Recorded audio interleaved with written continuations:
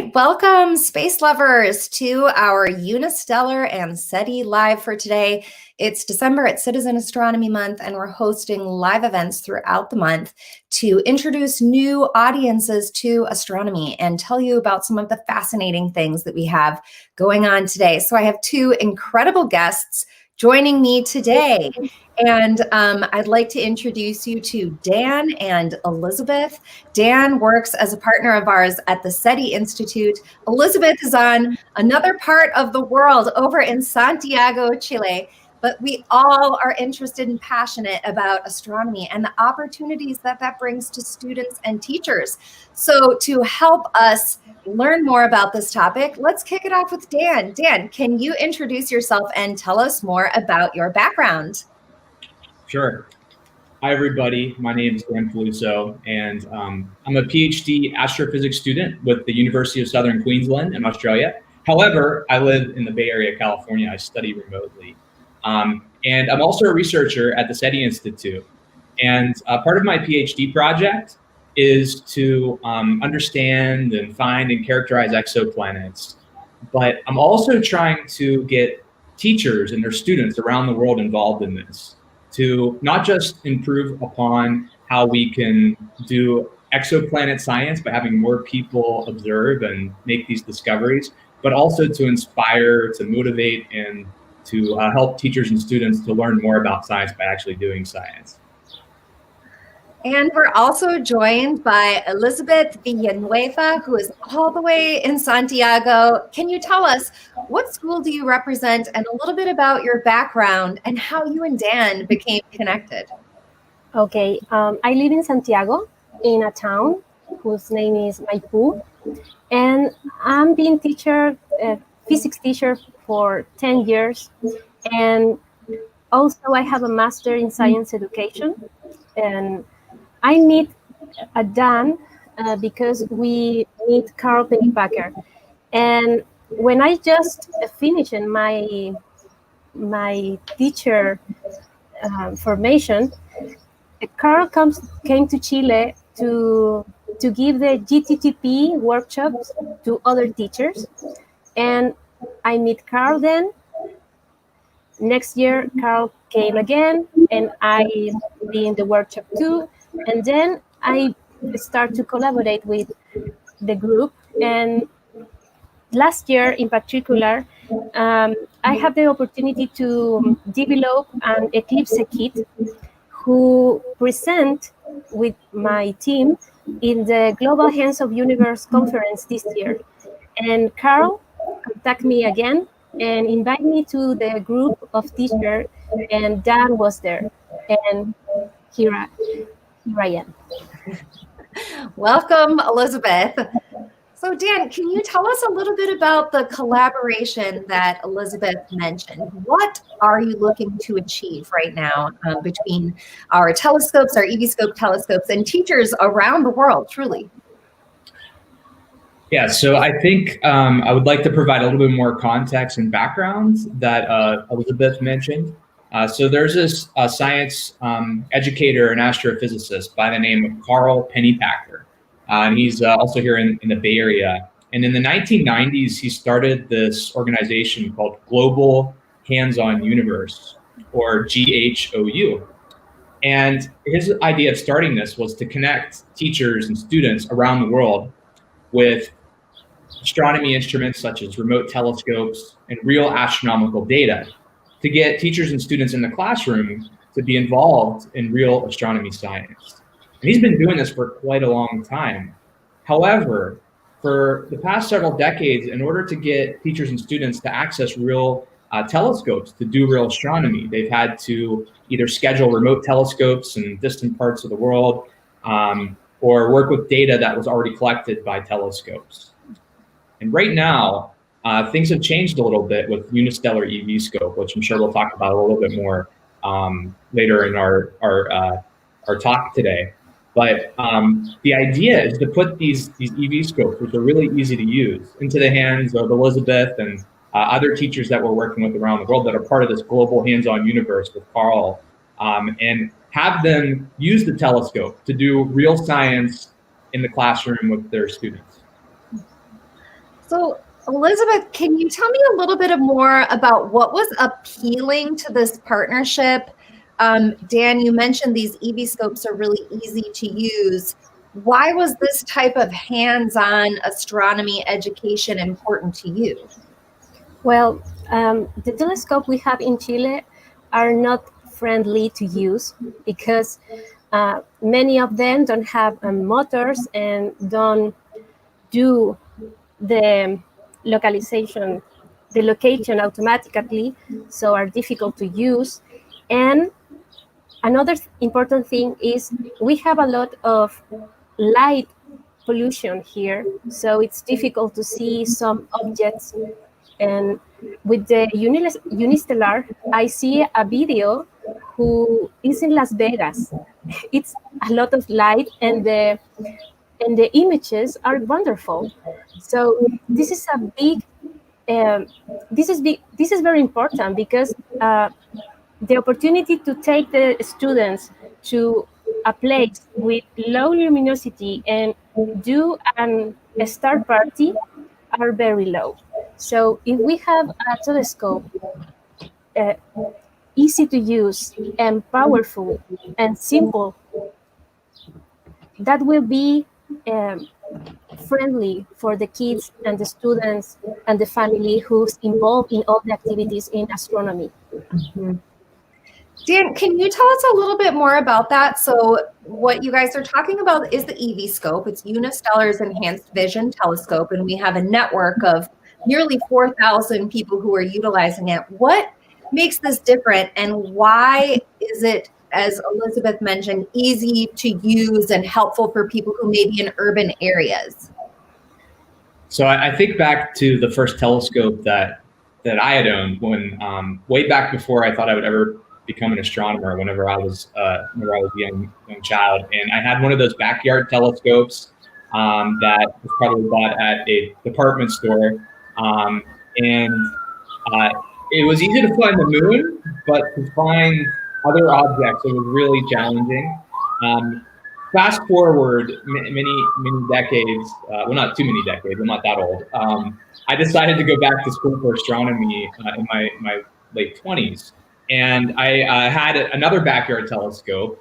Being someone returning to school, I just got one of the least affordable ones that you could get, and I was trying to find stuff, and even though I was studying astronomy, I still had the hardest time getting it to find things just by looking at the sky and trying to move it, getting it to stay still. I was able to find some of the planets after great difficulty, but really the moon was the only thing I could really look at.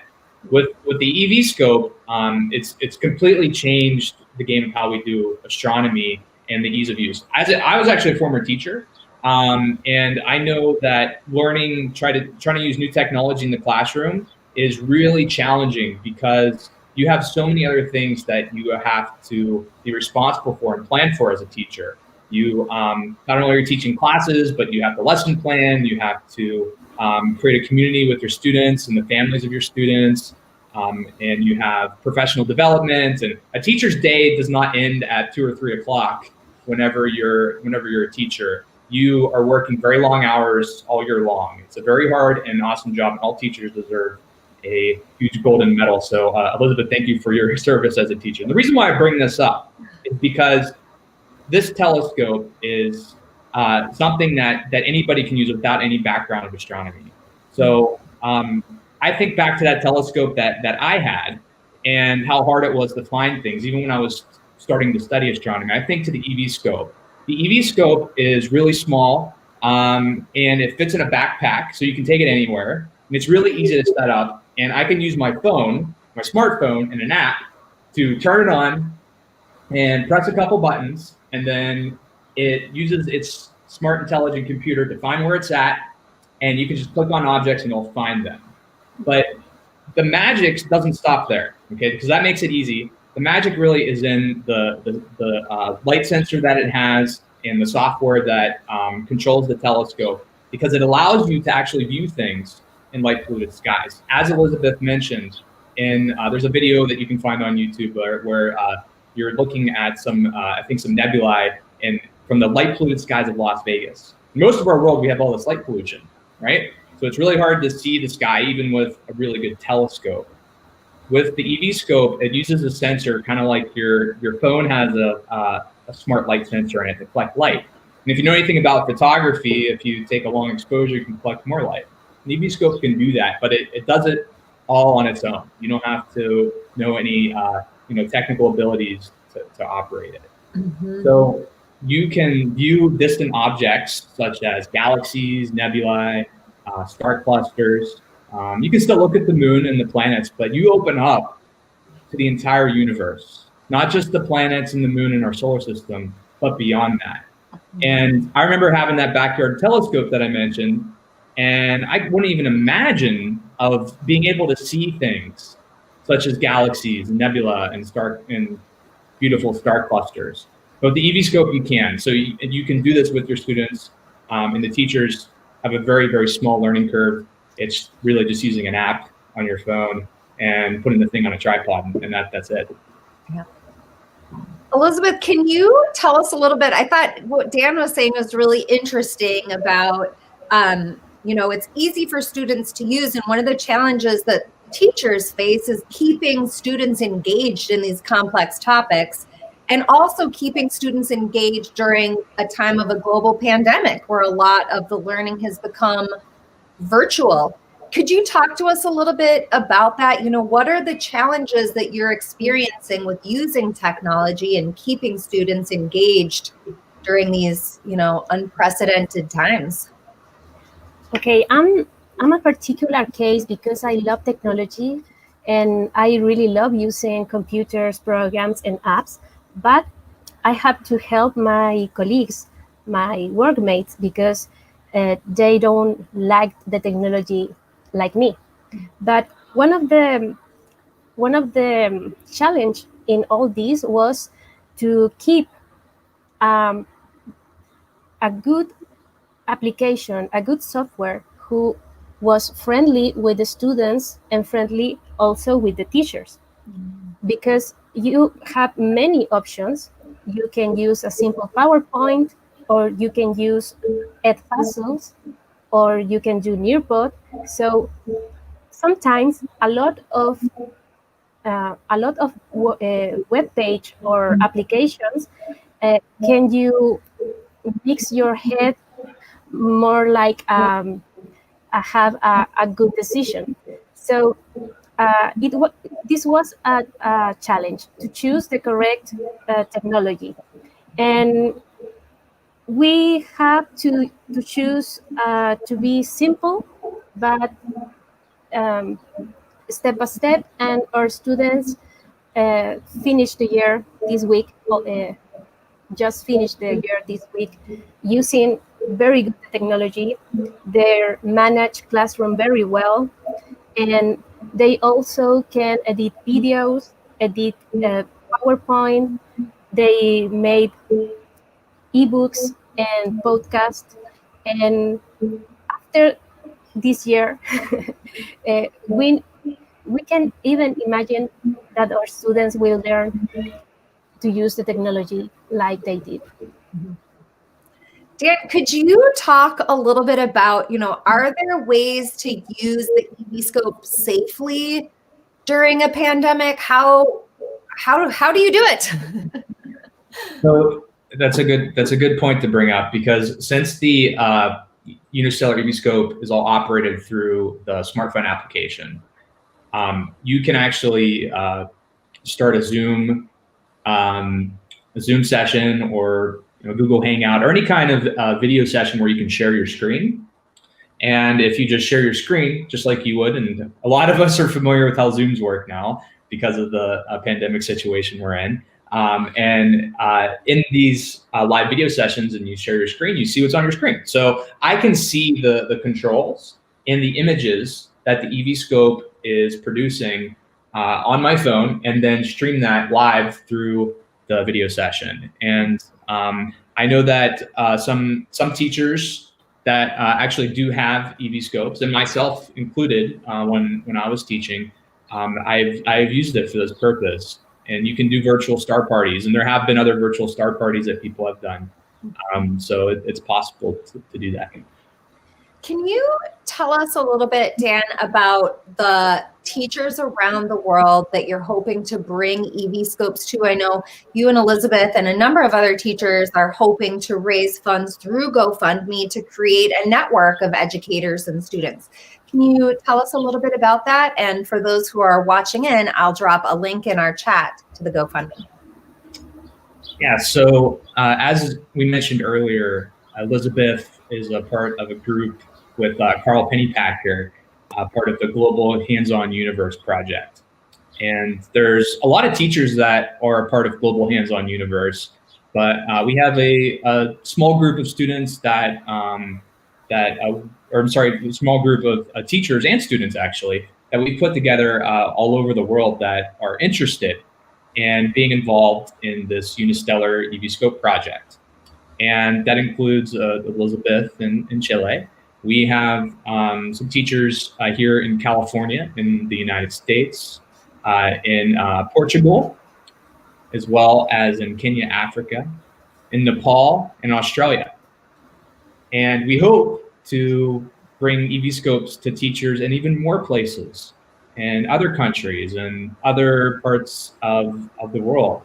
And the idea is we want to raise money so that we can place these eVscopes into these teachers' hands with their students so that they can do something really that I don't think has really ever been done before. Teachers and students in the past have been able to connect to remote telescopes. And there's a lot of great programs out there that do this, allow teachers to connect to remote telescopes, to schedule time to observe things in the cosmos, to study images, and sometimes even do a little bit of science. But as far as I know, there's never been an opportunity to place an instrument into the classroom, into the actual hands of the teachers and their students, so that they have complete control of the observatory. And that observatory being the Unistellar eVscope.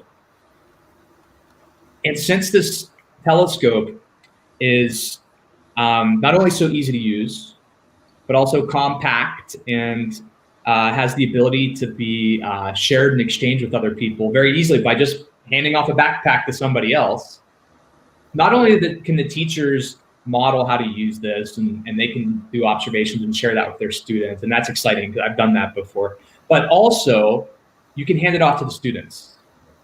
So you can have a group of students and say, okay, so tonight or tomorrow, next week, this group of students, they're going to use the eVscope and they're going to have it for a week and they're going to get together and they're going to observe these scientific targets that we're going to look at, or these objects that we want them to study. And then we could pass it to another group of students, right? So the ability for everyone to actually have their hands on it can, I think, be really motivating, inspiring, but also allow them to have the control. Sometimes when we're trying to schedule with these remote telescopes, there's people all over the world that are trying to schedule. So you might not be able to schedule as much time as you would like. Or if you're trying to look at a specific scientific target, such as a asteroid flying by, or maybe a exoplanet, a planet orbiting around another star, it's really important that you know exactly when to look at something and you look at it exactly when you're supposed to look at it. Timing is extremely vital. And with this, since they would own the instrument, they can schedule however they'd like. So something that was interesting to me, and I'm curious about your thoughts on this, Elizabeth, is that, you know, there is this community, and since the eVscope is not just a telescope, it's a scientific instrument. And so having a number of these scientific instruments located in different parts of the world allows you teachers to come together and conduct observations or work on projects together. Was having that type of community or support from Dan and team on the curriculum a part of what attracted you to, you know, hopefully receiving an eVscope? Because I imagine it is so hard to create that curriculum that keeps students engaged, particularly in these distant times. So tell us a little bit about that, you know, the community and this curriculum opportunity. Okay, I think when the tools are simple and powerful at the same time, more users can retain. And I think this has happened with the eVscope, as Dan says before. It's compact, it's easy to use, and the students can handle and take their own photos to analyze. So it's not only look, oh, beautiful. No, you can get data. And that's important.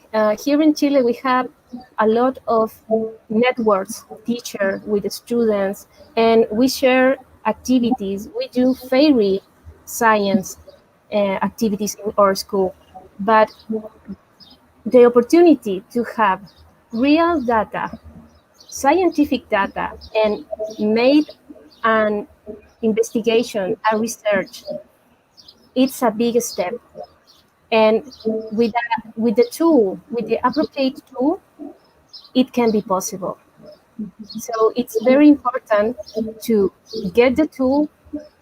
If we have a eVscope, it's very important to share with others and discuss the data and make new questions and collaborate each other. Dan, what type of projects might these students be working on with you? You mentioned an exoplanet transit possibly. What type of research or observations is this device capable of conducting? So there is quite a lot of possibilities for scientific investigations for this instrument. And the one that I am going to be focusing most of my PhD work on, the one I'm most excited about, is around exoplanets. And what exoplanets are, they're just planets that orbit around other stars outside of our own solar system. And we now know, based off of previous scientific missions, such as the Kepler Space Telescope and the current mission called TESS, Transiting Exoplanet Survey Satellite, that there are thousands of confirmed exoplanets. And from that info, we know that there's at least one exoplanet per star in our entire galaxy. And there's hundreds of billions of stars in our galaxy. And there's hundreds of billions of galaxies, each with hundreds of billions of stars. So there are planets everywhere. And at the SETI Institute, Search for Extraterrestrial Intelligence, we're really interested in this idea: is there life elsewhere? Is there intelligent technological life elsewhere? Do one of these planets have life on them? And that's not just exciting for scientists that work at the SETI Institute. I think it's an exciting, question. Are we alone for many people? But I know as a teacher, and many teachers and educators I've talked to, that this idea of thinking about life elsewhere is extremely exciting for the students. So getting them involved in that search, and they can do this with the eVscope. We've already been able to look at exoplanets with the eVscope. It's been done, and we're going to do more. And I'm excited about the possibility of students and teachers getting excited about that and learning science by doing the science, and trying to search for new planets that could have life. Now, it can also do asteroids and planetary defense and comets, and even look at exploding stars such as supernovae. There's a lot of other applications that can be used. And this stuff can not just be useful in an astronomy class, but in any physical science. You can apply these concepts, and students can get excited about the cosmos and learn science by doing this. Elizabeth, could I ask, what elements of astronomy are typically most fascinating to your students? Where do you think they'll want to start when they get their hands on an eVscope? Oh, definitely the deep sky objects, because planets and the moon are very popular, but not all the students have the opportunity in their lives to see a nebula, a cluster. So, and also we did a star party with the family. There are parents who never look at a telescope in their lives, and when they see a star cluster, she get marvelous. Is, oh, I know why my kid is in this group, because this is fascinating. Oh, that's heartwarming. Okay, so Dan, we only have a few minutes left, sadly. How can we help with this project? How can the people who are observing today help us make your dream and your project a reality of bringing these telescopes to teachers around the world?